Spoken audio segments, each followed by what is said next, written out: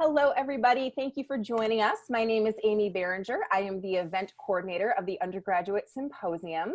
This year, we are going into our 41st year, and we wanted to take a quick minute to talk to you about the symposium and why you should consider participating.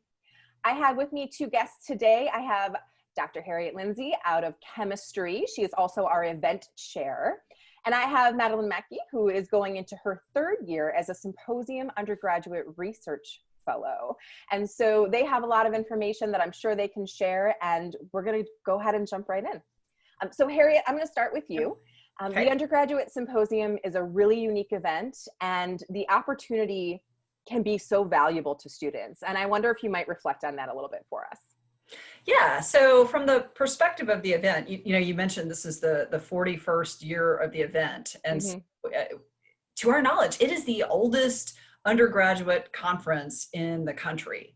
So it's certainly a unique event for EMU, but it's also unique in that it incorporates students from across all disciplines. So creative work, scholarly work, lab research. Any student at EMU is eligible to participate in this event if they've undertaken a mentored research or creative or scholarly activity with faculty mentor. And so this year, we are going to be virtual for the event that's occurring in March. And so we just want to let you know that the opportunity is still there. In fact, this may open up more opportunities for folks to be able to showcase the work that they've been undertaking. And so just to finish your question, how is it beneficial for students? So participating in mentored work outside the classroom with faculty is one of the special opportunities that students have at EMU. So you get to know your faculty mentor in a way that you can't get to know them in class. You can collaborate side by side on a project and really build sort of a lifelong relationship with them. And so the Undergraduate Symposium is sort of a culminating experience of all that work. Yeah, absolutely. And I think there is something to be said for, kind of taking that class higher education experience to that next level. And this really does engage you on a number of different ways. So thank you. Absolutely. Yeah. Madeline, I have to ask, this is your third year being a part of the symposium. So can you just briefly share with us why that's mattered and maybe what kind of impact it's had on you in terms of your academic career here at EMU? Yeah. Well, I started research 4 years ago, actually, now with Dr. Cass. I'm a senior this year. And when I started, I didn't really have almost any professional experience. Obviously, I was 18 years old. I didn't have much experience presenting it on a scientific level or getting my research together, making a formal presentation. And I think one of the really important things for me for this program, and I think for a lot of other students, has been that it's really nice to get a chance to do something in a setting that isn't as formal as, say, presenting your thesis. So you get practice doing these things, and you get to go and meet different professors and different students that have similar interests. And I think that's been my favorite part of presenting, is getting to talk to different professors. I work in the bio department, so it was really nice to get to talk to certain professors and other people from the bio department and in the chem department, some even professors that I've had before. And get not only their ideas and their take on my project, but answer questions. And it was really nice to meet students too. And I think even though it's virtual, we'll still have a chance to do that and see people will be able to ask questions and that stuff. And I think that will be really nice. Absolutely. I think it helps you engage in your own department, but there's also a lot of interdisciplinary things that happen too, which I think is really important, right? Kind of know what's going on and how your research can span across some of the disciplines. Yeah.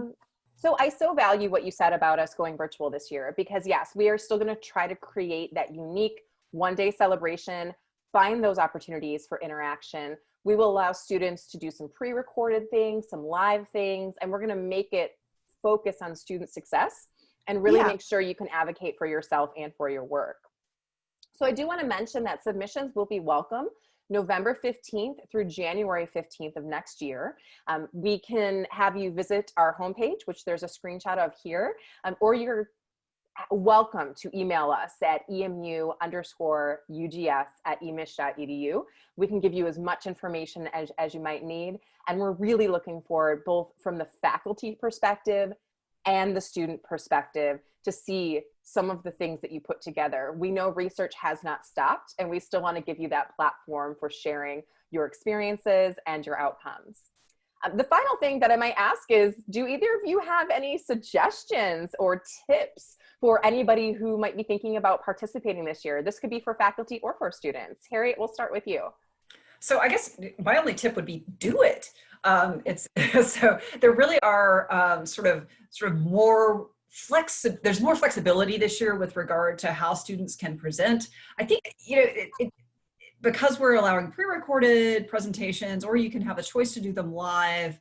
I think maybe there may be a little less anxiety associated with doing your first presentation, so you can sort of ease your way into presenting. So if you haven't identified a faculty mentor to work with, it's not too late. Figure out, what class you like, go talk to that faculty member about either something you're interested in, or ask them if they have any research projects you can participate in. So absolutely, time to get involved in research and creative activity. It totally is. And then Madeline, just from the student perspective, any tips for students who might be thinking about submitting? Well, I would just say too, like what she had mentioned about contacting professors, like that's a great idea. When I was a freshman, I had an interest in doing research. I actually went on the department website, the department that I was interested in, and I read what each professor was doing, and I reached out to a few on like the ones who I thought I was really be interested in and something that I would want to work with.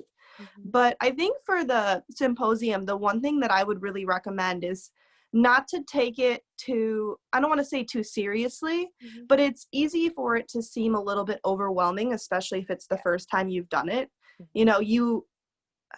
Nobody is expecting you to be a PhD with 10 years experience. We know, everybody knows that you're an undergrad student. And I think it's a very laid back, very supportive environment. And I think it's nice to just go ahead and enjoy it, because if you're interested in something and you put your time and your energy into something that you enjoy, I think other people will too. Yeah, absolutely. I think that's why we care so much, right? Because we see the passion that comes from the students. And if you're interested, we want to know more. Yeah. Right? So I think, yeah, that's so important. I would encourage anybody, whether you're faculty, a potential student participant, or just our supporters, to follow us on social media. That's going to be crucial this year, because that's where all of our updates and our highlights are going to be. And again, if you have any specific questions, you can reach out to me or the symposium itself. And we have a lot of crew on board to help you and to keep you successful. I want to thank Harriet and Madeline. I know we're going to have a great year. And I think that a new path is always exciting. So we're going to see what happens, but we know it's going to be great. So thank you so much for your time. Yeah, of course. Thank you. Absolutely.